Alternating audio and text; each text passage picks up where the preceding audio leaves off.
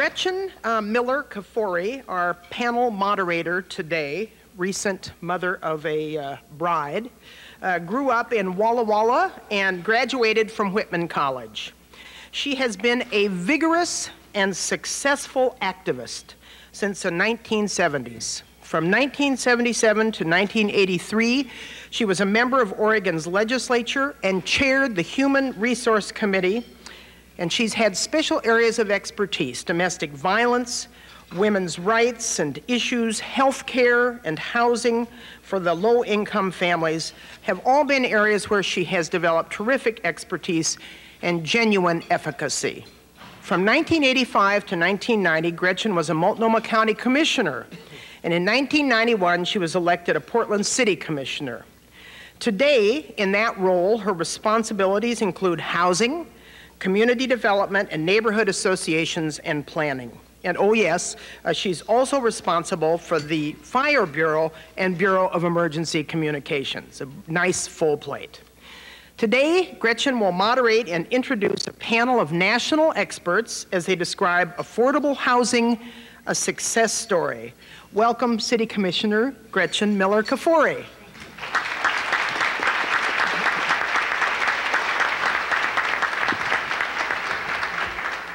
Thank you, Fran. You're taller.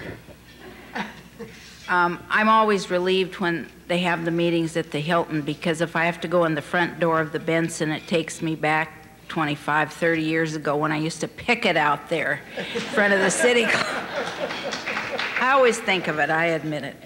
There are really three critical issues, I think, or areas that we have to focus our attention on if we're going to crack this affordable housing problem. One is obviously resources. This state is one of a handful that does not have any committed source of funding for affordable housing through the state housing agency, and many of us have talked about that. That isn't the subject today, but probably in the fall and in the future you'll hear more about either a real estate transfer tax or some other mechanism to try to get additional resources. The second role, or the second area that we've focused on, has been regulatory role of how do we work in local government situations, and more importantly for today, how do we focus as a region on solving this problem. The conference that you will hear referenced today was sponsored by Metro. The focus was affordable housing with specificity on inclusionary zoning, which is the technique that you'll hear more about from our friends from Maryland. But there are a wide range of other regulatory and incentive tools that have been used by local governments. Again, not the specific focus today, but we must be more aggressive in utilizing these resources. The third area that we have, I think, are beginning to get more mileage out of has been the public education component. A number of people on this panel and other panels at the workshops talked about the need to educate the public, to get citizens like the City Club who are interested in good government to advocate for affordable housing, and also to get just consensus that we need to have some diversity and variety in the housing availability in our neighborhoods. So I think with today's focus, we're talking about two, but in the process, we're addressing the third issue of informing people. The program in Maryland is nationally known. I think the best testimony I can give to it, I just heard from Leanne McCall and her family on the way in here today. Leanne, as you know, is very active with the League of Women Voters and was doing research and asked her daughter to call Montgomery County and ask about their inclusionary zoning program, and they didn't know what she was referring to. This is excellent testimony. It means it's an adopted practice, it's an accepted thing, it doesn't have a label anymore, and it isn't even unusual to them. So maybe there's a message here for us in the future that it would be very nice to have someone call Metro and say, what is this thing? And you wouldn't know, Mike, what it was. We have 4 guests today. I think what I'll do is introduce them all. We've given the 3 from Maryland a block of time, and they will be followed up by a land use attorney to give us a few words of warning, things we might want to consider as we move forward in this area. The three Maryland guests are Bill Hussman, who is currently the chairman of the Maryland National Capital Park and Planning Commission in Silver Spring, Maryland. This is their regional land use and planning authority, and he's done a lot of activities through the years on planning. Eric Larson is the program manager, and I think this is one of Leanne's problems when she was phoning, was that it's called MPDU, Moderately Priced Dwelling Unit Program, which is in fact the inclusionary zoning program. So maybe we didn't have the right name either. But Eric had worked in the past with a variety of urban renewal and neighborhood revitalization projects. The third on the Maryland group will be Bernie, I'm going to do it wrong, Tetro, who served for many years as the executive director of the Housing Opportunities Commission of Montgomery County. That is their local housing authority. And he is now in a private consulting role, but continuing his work with affordable and fair housing. The final speaker is Gus Bauman, who is an attorney with offices on both coasts. He says he's been here before. He's a lawyer in land use and environmental issues, and he formerly chaired the Maryland National Capital Park and Planning Committee, the regional authority planning commission for Maryland. So he has intimate involvement with this, but probably more relevant to his topic today is that during the 80s, he was involved as co-counsel in the Supreme Court's land use and wetlands cases, addressing the takings issue. So for the home builders in the audience, we didn't want to have an unbalanced presentation. I'm delighted to welcome these gentlemen. It's very unfair to take experts in a field and give them 5 minutes apiece to discuss their passions, but we'll try, and I'm sure they're up to the task. Would you welcome them to Portland with me?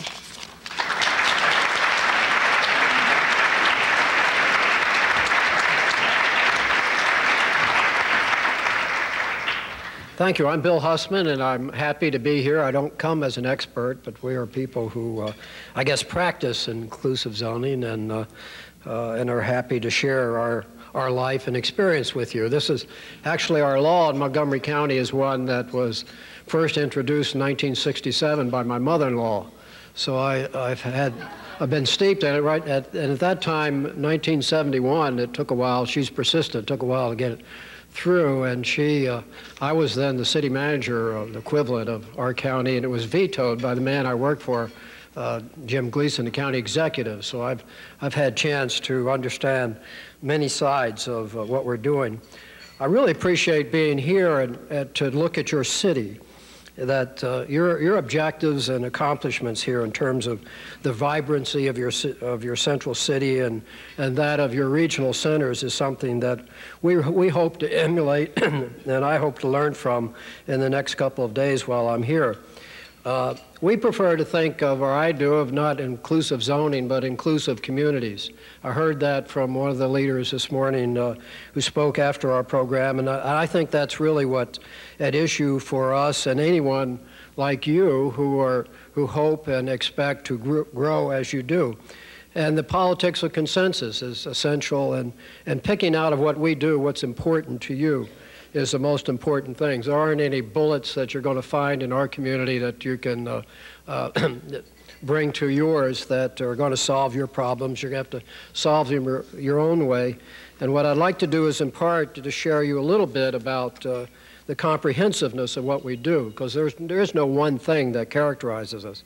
The Housing Opportunities Commission that we have has produced 11,000 units of more traditional public housing in the last 20 years. A very aggressive program, one championed and accomplished by Bernie Tetro, my friend and speaker here. And so we have a very large, active program in that area.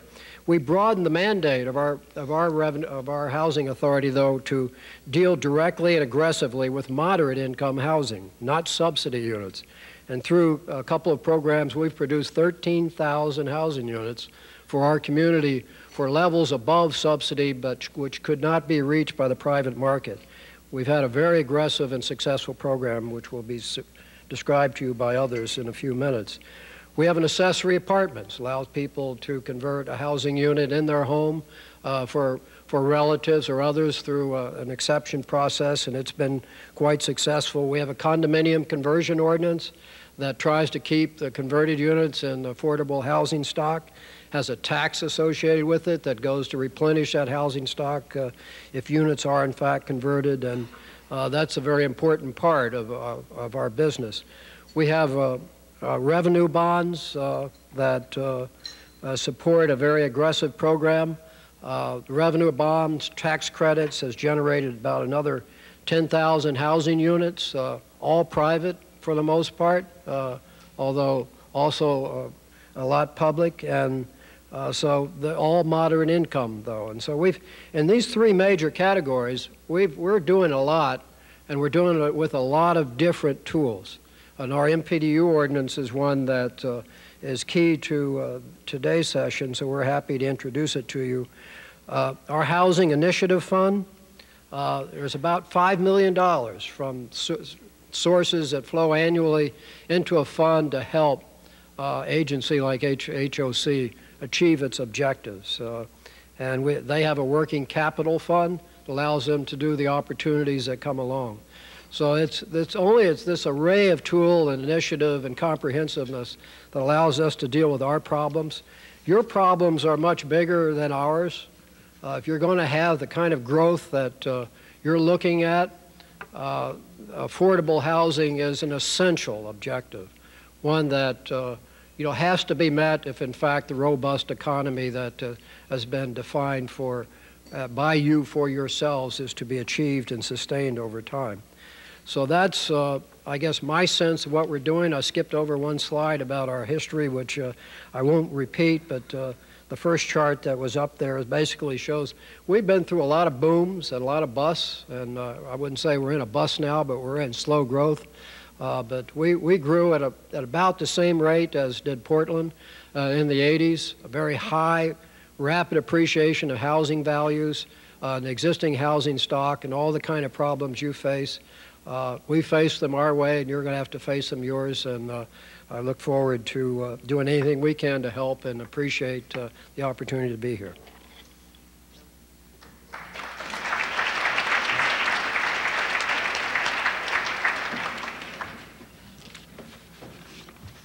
I guess maybe when I get back, I ought to talk to the person who answers the phone, and she's a simple girl from the country that wouldn't understand inclusionary.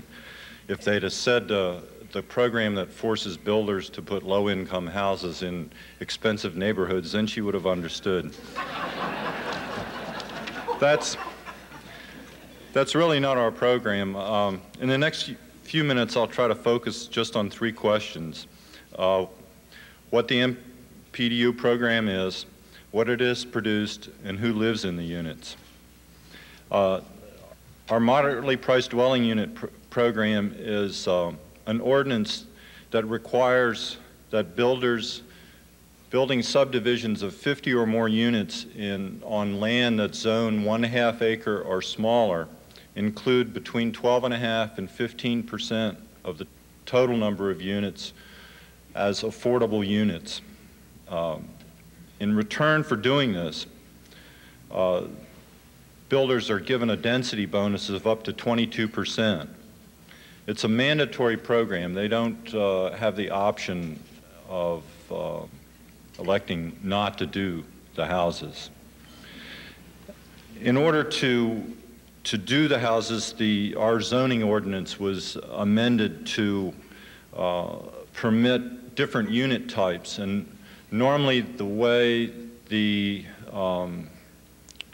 requirement is fulfilled in a single-family detached zone property, they would be permitted to build various types of attached houses, either conventional townhouses or what we call back-to-back or piggyback townhouses.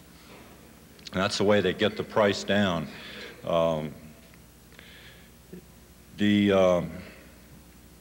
The program, since it was passed in 1974, has produced about 10,000 units. Of those, approximately 70% are sale units and the other 30% are rental units. If you have a for-sale subdivision, you cannot rent the MPDUs, you must sell them. I think the builders are really the key to this program. They've worked with the county to come up with new unit types. We allow what we call an architectural compatibility allowance in the pricing of the units to try to make the MPDUs compatible in design with the market rate units, so that an experienced person might be able to tell what units are the MPDUs, but someone that was not familiar with the program could probably drive down the street and not be able to pick out the MPDUs in most subdivisions. Some surely they can, but not in others. We've had MPDUs produced in our most expensive subdivisions where an MPDU might sell for $100,000, a single-family detached MPDU, and the market-priced house would sell for $500,000. So there's a big difference, can be a big difference in the price between the units. The last question I wanted to answer was who the people that are served by this program. And I think that it's important to understand that it's not subsidized housing. The land is provided to the builders in the form of a density bonus, and the different unit types that they're able to use. The houses are sold to people in a range between 60 and 65% of our median income. That would be, in our area, the median income is $70,300, so it's available to people between $30,000 and $45,000. It goes to school teachers, service workers, and government employees, children of people that already live in the neighborhood. I think it's an important program to the county. It's one that could be adopted in other areas. Thank you very much.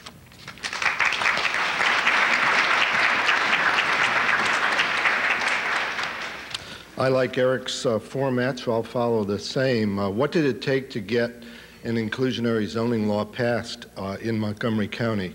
Well, it was a 6-year plus process, and it started from the grassroots. There was a local housing activist, the League of Women Voters. This was during the Civil Rights Movement in the last part of the 60s. The fair housing advocates joined in.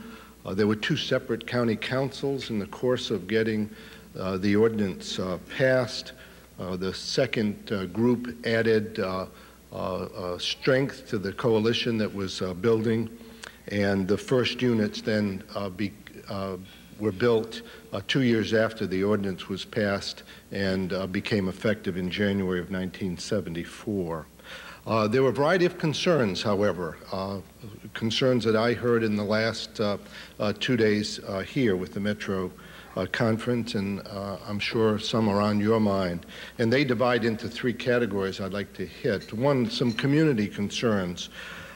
They had a variety.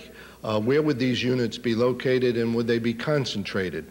Well, the answer is that this ordinance in Montgomery applies throughout Montgomery County in all but the rural zone. So these units will be distributed throughout the county, and more specifically, they will be distributed even within the individual subdivision. Will we get a crack at these units in the course of the approval process? And the answer is yes. They're all part of the regular subdivision review process of the county. What about the appearance of these units? What will they look like? And they're a modest unit with at modest cost, modest sized unit at what it takes to build the unit with a marketability allowance and a profit for the builder, but no land cost. So there was concern as to whether these would fit with the neighborhood, and the county responded by providing for the compatibility allowance that Eric talked about. And then what about the nature of the units, the tenure and when they would be produced? And the response to that was that they will be of the same tenure as the subdivision. If it's a rental subdivision, the MPDUs will be rental. If they're ownership, they will be ownership. Builders, too, had concern. What about the cost? Can I make a profit on these units, and will the MPDU price be set at what it really does cost to produce a unit? And there's a mechanism for the price of the MPDU to be adjusted as the units, as the cost of producing the units increases. What about marketability? Can I sell the MPDU if I build it? And secondly, what effect is it going to have on my market rate units? Well, that's where the office that Eric supervises stays in touch with what does it cost to build a unit, and then what is the eligible income so that there's enough income to buy the moderately priced dwelling units. The compatibility goes to the marketability issue. The builders have produced units that blend with their market rate units. And so from a negative effect on the marketability of the units, the answer is no. And secondly, the maximum number is the 15% of a total subdivision. So from that standpoint, it's not a concern either. What about the purchasers themselves? The MPDU purchasers, how do I get these? It would seem to me that these are desirable units. There's a supply and demand issue, and that's true. There's an eligibility list, but then there's a lottery system where eligible purchasers are selected on a lottery basis. And then what about the windfall profits and the restrictions on these units if I'm buying an MPDU? Some of these units are built in very upscale neighborhoods, and they sell for the prices that you saw earlier, 65, 70, and now in single-family detached, they might be as high as 95 and 100,000. But in the very upscale subdivision, those are worth 200,000 from the day that they're built, and so there's a big windfall. Well, there's a control period during that during the first 10 years for ownership units and 20 for rental units. And when the unit after the 10-year control period is sold, the difference is shared between the county government and the seller of the unit. So the moderate income person that got in the unit 10 years earlier can take a part of their equity and move up in the housing market. And then the ability to afford these units is also a concern of MPDU purchasers. And the housing office keeps the match appropriate between the income required eligible to purchase the units, but also there was a tie and is a tie with the local housing finance agency so that lower income, lower cost mortgages are made available for MPDUs. So we think in the 23-year history we've tried to deal with the pressures on the program. It's been amended 9 times, but it has worked fairly successfully for us. Thank you.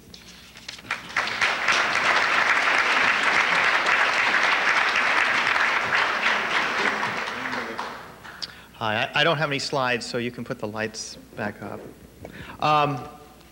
I want to thank you all for inviting us, and I want to appreciate the comments made by the president here regarding the cameras and this not being live. And it's the first time I have addressed a group where the people behind the cameras do not view us as live. And I just want to spend the next few minutes and try to correct that misapprehension. The program that's just been outlined, as you heard, was adopted in the early 70s. And what's happened since then is that, and my job the next few minutes is to point out that the constitutional rule has changed since that time. It all began with, very quickly, with a dissenting opinion at the Supreme Court by Justice Brennan in a land use case in 1981, which came out of California. And what's happened is that land use cases began going to the U.S. Supreme Court from the various state courts and a couple of federal courts in the early 80s and middle 80s, and they started taking cases at the U.S. Supreme Court, and it dealt with the question of what's called, to many people, the taking issue, and that is because the Fifth Amendment of the Constitution has a provision in there that says private property may not be taken for public use without just compensation. And it gave rise to the question that first arose in people's minds really in the 70s and increasingly in the 80s and since then: can a land use regulation or an environmental restriction be so restrictive as to give rise to a taking of private property? Justice Brennan, in a dissent in '81, said yes, and he laid out a whole opinion where he proposed a constitutional rule on how to deal with the problem of land use regulation and the taking issue. And it was in that opinion where he wrote the well-known rhetorical question, if a policeman must know the Fifth Amendment, then why not a planner? And then he proceeded to explain the Fifth Amendment taking issue as it relates to land use and environmental regulation. Move real fast through a bunch of cases that we can't talk about right now. And in 1987, his dissent became the majority rule. He and Justice Marshall, it was a 6-3 vote, and the Supreme Court, with conservatives and liberals, and in land use, liberals and conservatives, those labels are totally useless, said, yes, there can be a taking of private property by land use regulation. That was in 1987, and the point of it was where there's economic wipeout. 2.5 weeks later, a decision came down, and that's why it's important to this discussion, called the Nolan case. The first case was called the First English Church case. The second case was called the Nolan case. The Nolan case was also a takings case. It dealt with development, dedication requirements, development exactions, which is what inclusionary zoning is an animal of. It falls into that area of American law. And the Supreme Court said, what we have in front of us, this restriction from California, is a taking, even though there was no economic wipeout. In fact, the property at issue was worth more the day of oral argument than it was worth when the whole case began. But the point was, the court pointed out that there's a problem here between ends and means, that the development that has an exaction required of it, that development, its impact on the public, must be related directly to the exaction required of that development. The court pointed out if there is no direct connection, or to use the word nexus as they use, then there is a break, and that is an unconstitutional taking. That's what the Nolan case said. For the last 10 years, the court has taken 5 of these cases, and in every one of these cases over the last 10 years, the Supreme Court has reversed the lower courts and ruled against the local governments, or in a couple of cases, state governments, and ruled for the private property owners. All of these were takings cases, all dealt with land use or environmental restrictions. They came from California, South Carolina, Nevada, and Tigard, Oregon. The Tigard, Oregon case is the Dolan case, which came down in '94. Dolan answered a question that the Nolan case left unanswered. What if the government can show a good public rationale that there is a connection between the public purpose being advanced, such as affordable housing, but whatever it might be, and what we're requiring of the private property owner?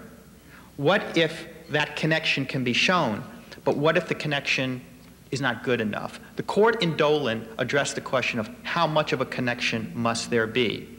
How much in the ends-means analysis does there have to be there? In the Dolan case, of course, the court ruled again, reversed the Oregon Supreme Court and the findings of the Tigard's Planning Commission, and said it wasn't good enough what happened here, that there was a taking in this situation because the floodplain exaction and the hiker-biker trail exaction failed the test that the court laid out, which is really a test of proportionality. Again, it's an ends-means thing. We don't have time to get into exactly what they said and all the details. We've been doing that for the last couple of days, talking about it and how it might relate to the affordable housing programs as it's been proposed or talked about here, and how it relates to the Montgomery County, Maryland program and other programs around the United States.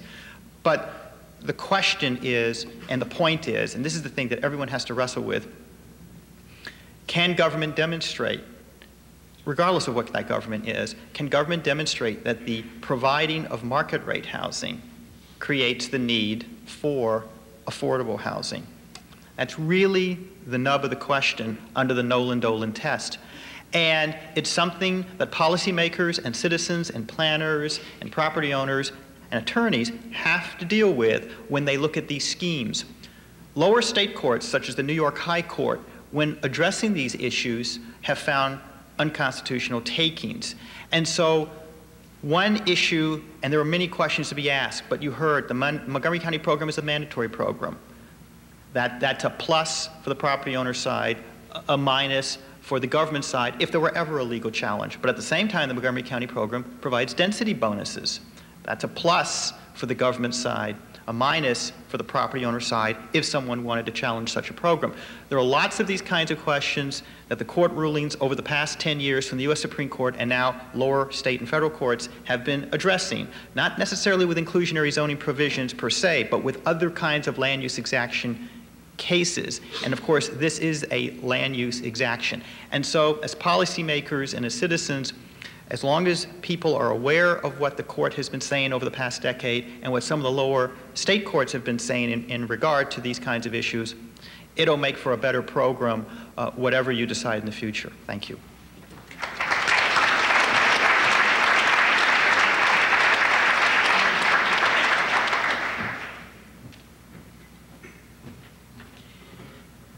I'd like to thank you all very much for coming and sharing your experiences with us here in Portland as we're struggling with the issues of having affordable housing available as our economy is in an upward swing at this particular point. I know that your particular plan did not address subsidized housing, but I'm wondering how, in fact, the county has dealt with the issues of people who cannot even afford those houses that you have made available. The Montgomery County law not only requires that a portion of units be built as moderately priced, but it goes further and says that a third of those units will be offered to the local housing authority. And in the course of the 23 years that this ordinance has been on the books, the local housing authority has purchased over 1,000 of those. If you do the math, we would have been able to purchase 3,000 or so, but we exercised it in over 1,000 units. And so in a typical now subdivision, there's 5% of the units are serving very low income by the additional subsidy that the housing authority can affix, whether it's a public housing program, the Section 8 program, low-income housing tax credits, and then there's the moderately priced dwelling units, and then there's the market rate units. And so the deep subsidy units are handled by a portion of the MPDUs going to the housing authority and making other subsidy connections. Okay, we're going to open to questions. The first one actually is going to Mike Burton, Chair of Executive Director of Metro, and I wanted to mention that Gus has to leave at 1 o'clock. So if any of you have a question specifically on the legal implications that Gus raised, you might want to catch him first. Good, thank you. Thanks, Mike. I don't know if this is on or not. Can you hear me? I'm Mike Burton, City Club member, and I guess actually the question might be, to some extent, directed to Gus. Clearly, in order to reach the goal that everybody would want to do in affordable housing, there are some legal problems that may go there, but I think what I heard was that if there's a clearly established public policy that addresses the connection to the need for that housing, then that may stand a better case in the court. Question, I guess, to all of you is, if you were advising us in this region, if we were to move forward with some policies to address this, what's the process and what would a policy look like that would help us meet both our goals and avoid some of the potential legal traps we may fall into? Gus, why don't you go? Well, it's important to understand that in all of these cases, the private property owners never said that the public goal was bad or illegal or unconstitutional. The issue was always, we take it as a given that the public goal being set out in the particular scheme that we're challenging is laudable. It's just unconstitutional as applied to that property owner. And the court in each case has found it to be unconstitutional as applied. Because what the court is saying is they're looking at not whether or not the goal is good, but whether or not society in general should bear the burden of taking care of societal issues and problems, or should one segment of a society, whatever that segment is, should be singled out to bear that burden, which is what the Bill of Rights is all about. And it just so happens, and some people don't like to hear this, but the Fifth Amendment does have provisions in there dealing with private property rights. I mean, that's what it all comes down to. That's why Justice Brennan, the great liberal, laid out the constitutional principle, because to him, it was just a classic civil liberties Bill of Rights type of case. So the way to handle the situation is, it's a given that the goal is laudable. That's not the problem. The problem then is, how do you construct a program to avoid the nexus problem, which the court has been finding in these cases? And it comes down to the question of, is it mandatory or is it an incentive voluntary program? In terms of how it's structured, are there bonuses given or not given?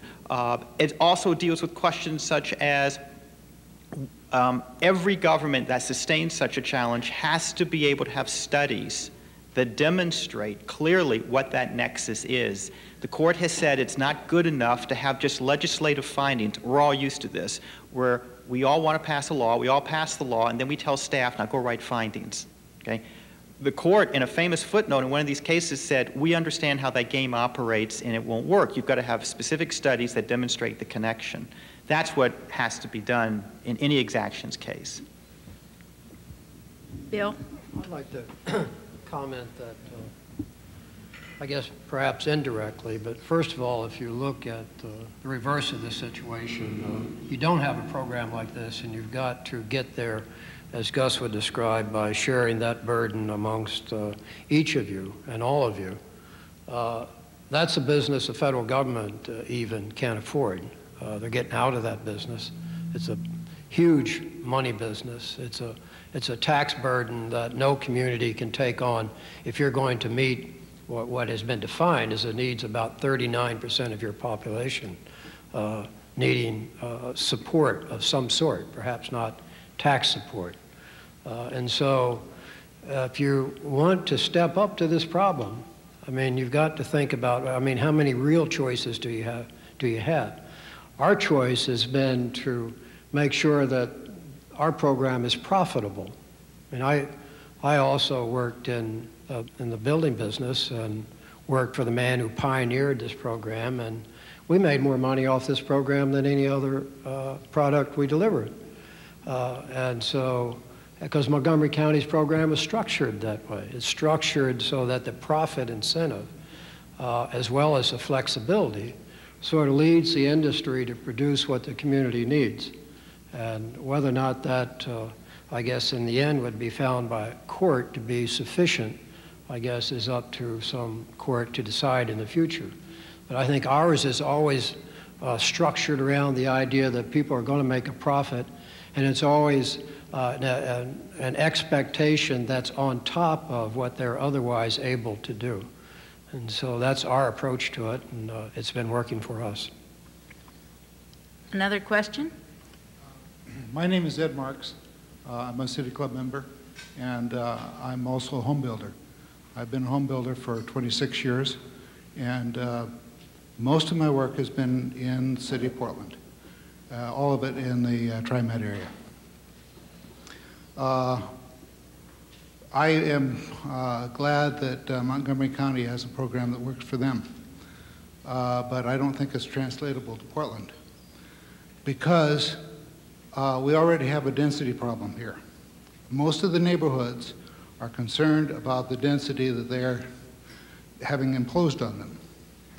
Not only that, but as you rise in density, you reach a point where the type of construction has to change. You get past about 40 units per acre, and suddenly you get into concrete type construction and other things that drive up per unit costs. It's a great idea, but I think we need to do a little more thinking about it before we translate it to this community. Did you have a question? Do you have an answer to these objections? Do you have a way?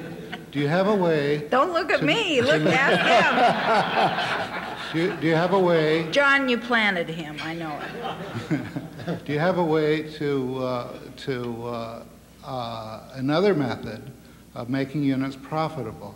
I understand in your situation, you're not dealing with urban growth boundaries. You're not dealing with some of the density problems that we have here. So you have to come up with some other method of increasing profitability or paying for these units. I might be able to answer some of that. Is we don't have an urban growth boundary as such. We have rural zones that don't have the MPDU requirement, but most of the units are built in more rural areas of our county. They're not in an already built up areas, infill type housing. Also, the densities are not so high as 40 units per acre. Our densities for townhouses would be about 12.5 units per acre. And then when they're mixed in with detached units, the densities are lower. So we have the same problem you would at 40 units per acre. You're talking probably high-rise or even mid-rise construction where you're using concrete, and that would be difficult under our program. But we're not working with those high densities. Other questions?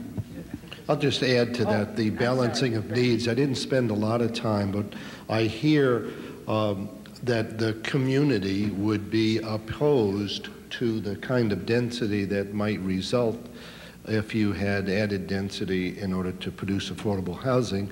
And then the other need, though, is for affordable housing.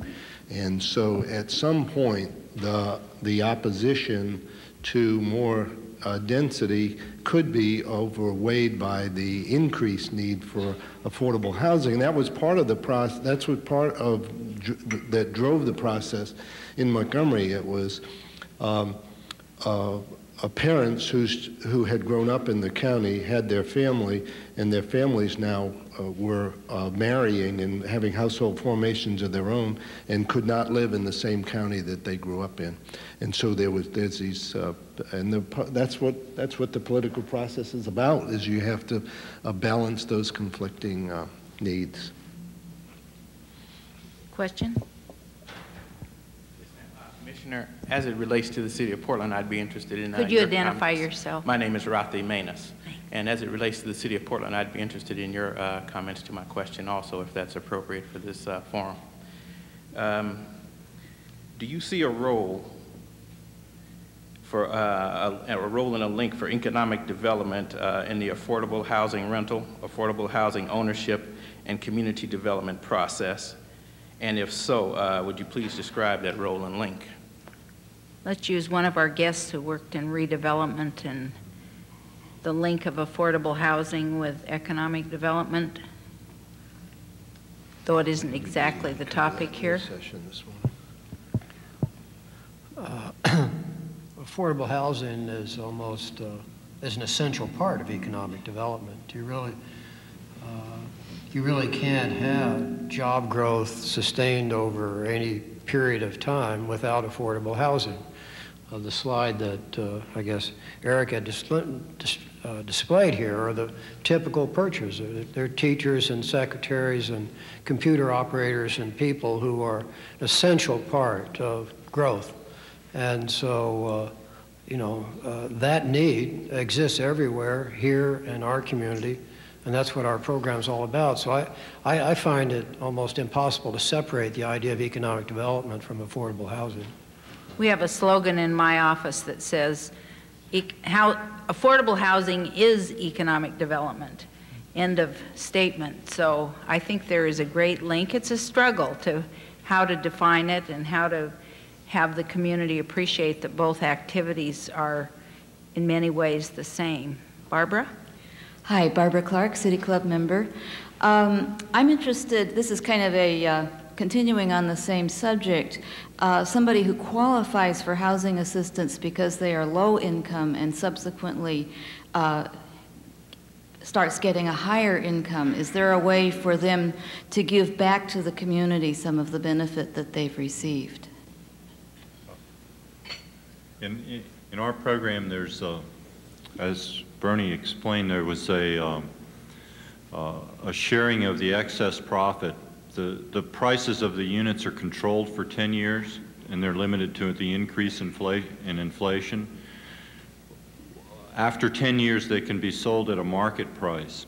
And the difference in what the unit sells for at the market price and what we would calculate their approved resale price, which would be the original price plus an increase for inflation, that's subtracted from the market price, and then that difference would be split with the county and the homeowner.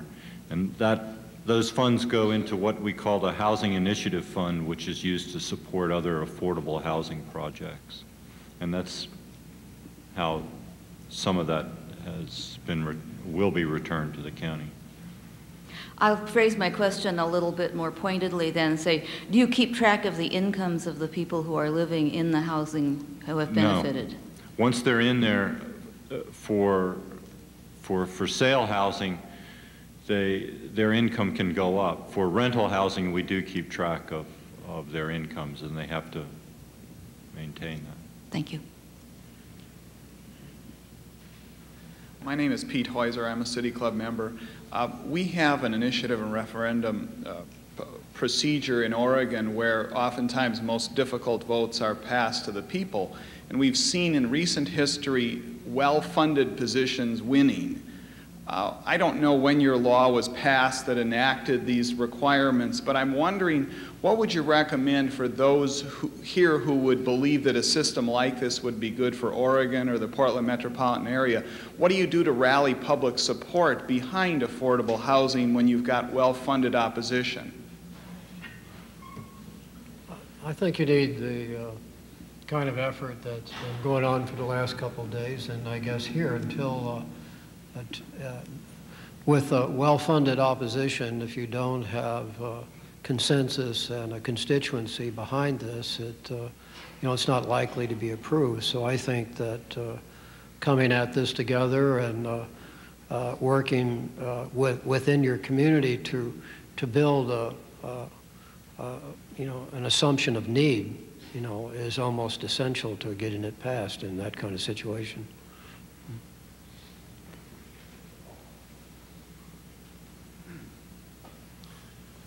My name's Walt Roberts. I'm a City Club member.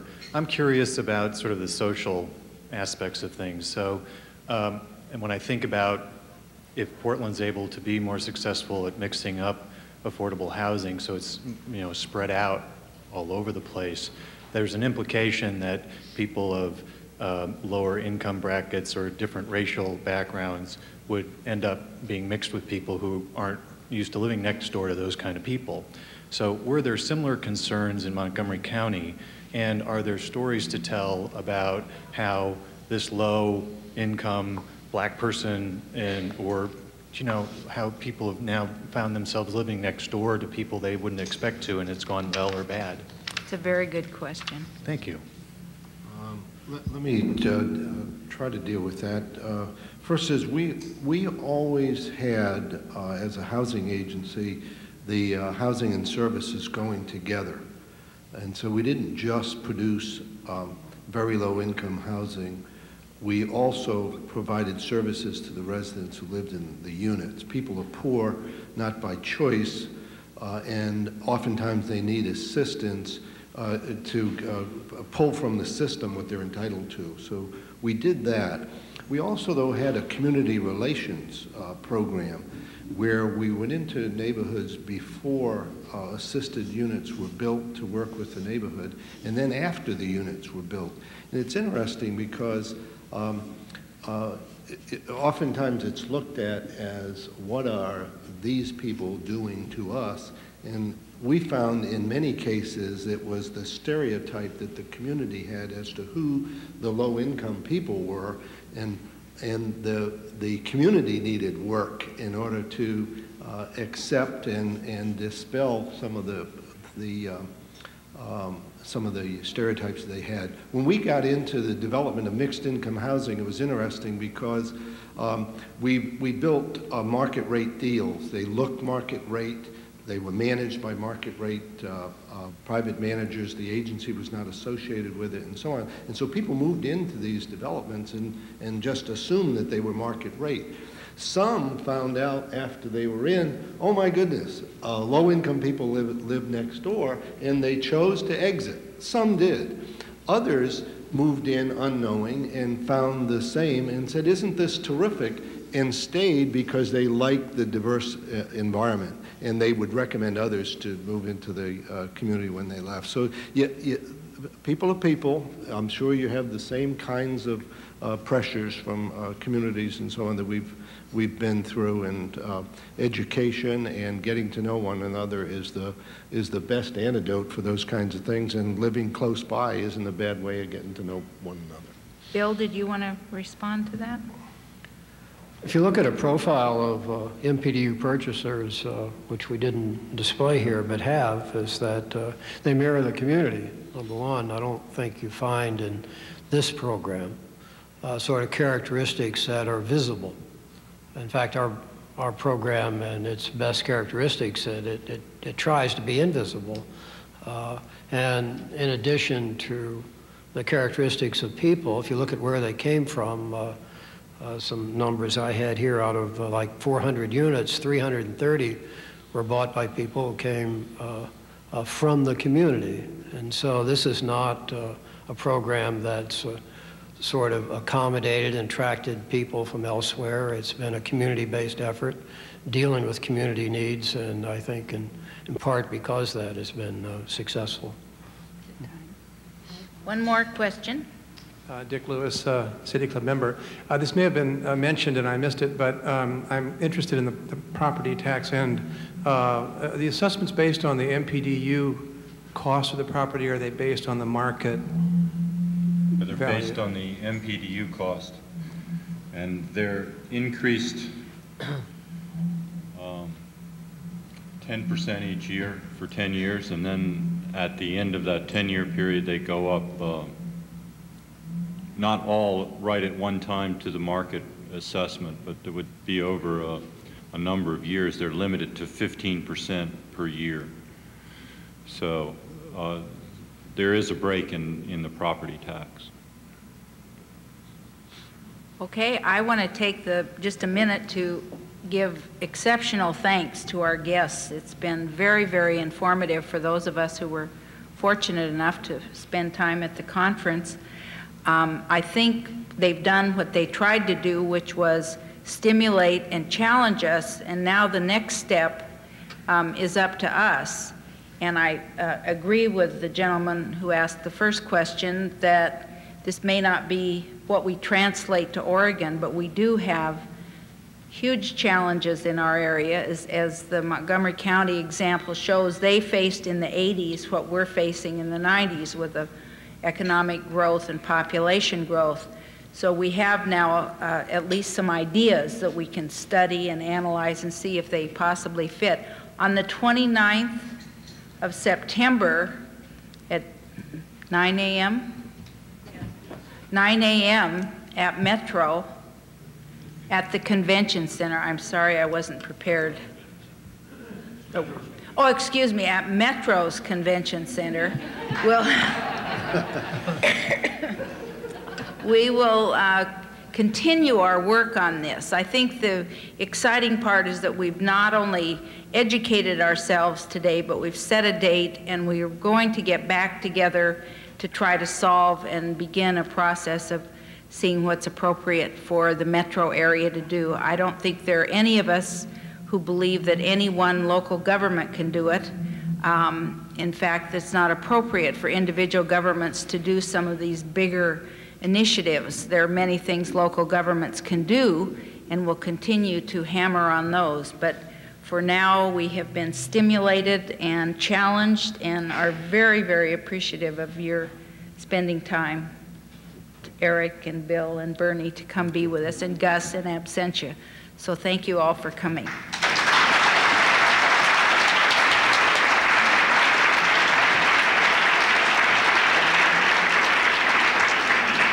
And on behalf of you and the City Club, I certainly thank you, Gretchen, for bringing this panel to us and allowing us to feel ever more optimistic about affordable housing. Certainly something I learned today is one way to accomplish this kind of very difficult enterprise is to get along really well with your in-laws. Thank you very much.